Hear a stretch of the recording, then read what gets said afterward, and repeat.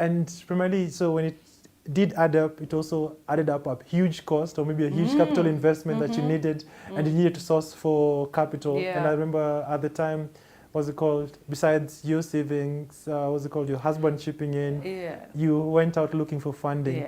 Just take me through that process. How did you look for capital, and how did you even manage to convince them to buy into this particular non-existent dream? Exactly. I'm like, makeup soon, I don't know, I don't know, boys. Why is this a beauty? Yes.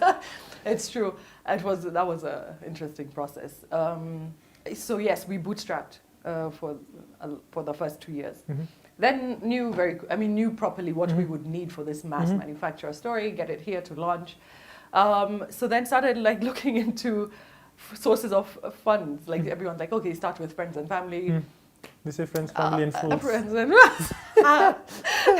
and smart ones in my case. But you know, we got what we could. Like not a lot was biting, and then formal institutions were just laughable, and still are. They just don't support startups.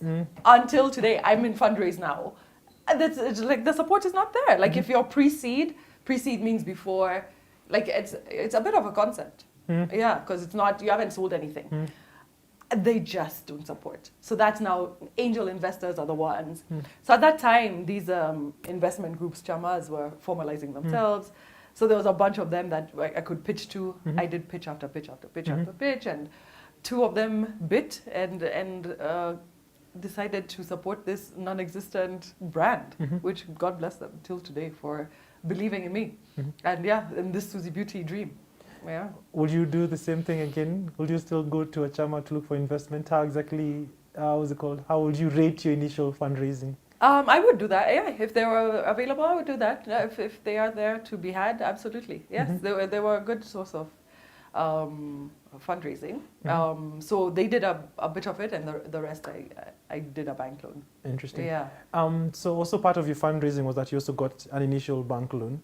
And one of the biggest advice everybody usually do when you're starting a business, do not take a loan, because you're going to get a lot of pressure to literally pay that loan, and the business hasn't really set up. How did it was tough. Was it the only option that was existent, or was it intentional? And how did you manage? I would never. I always was running away from debt. That's why I wanted investors in place. At least we can work together, and you know, when things go haywire, we're together in this.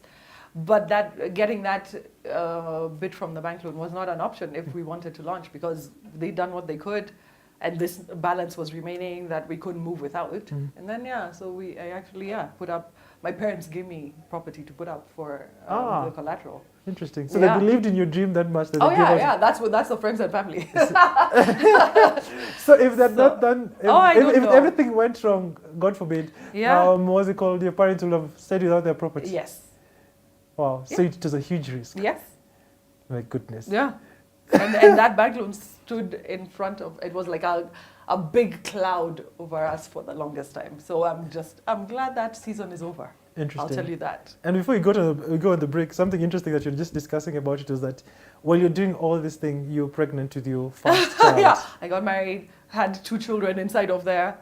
And you're still running around. Running around like a wild animal. Speaking of the strength of a woman, how was that period for you? If you just to look back. Out of body experience. Okay, I'm older now, so I could not do it again. But it was just like laser focus maybe, and just knowing this is happening, and this is also happening. Figure it out. Handle it. And I just did.